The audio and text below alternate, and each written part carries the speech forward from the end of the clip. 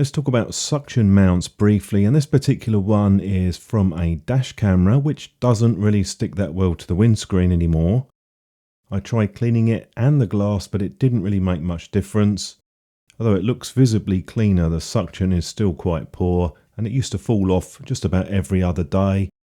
The solution is pretty simple. We need some hot water. This is around about 80 degrees Celsius. If you're boiling it up, add a bit of cool water or let it cool down for a few minutes. Then put the suction cup into the hot water for about 10 seconds. The rubber seems to harden over time and the heat sort of rejuvenates it as such. It makes it more flexible and you get a much better grip with it sticking onto the glass.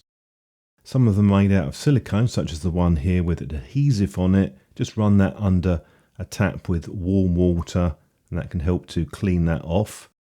I found this method very effective. Dash camera stayed in place for months without any issue at all.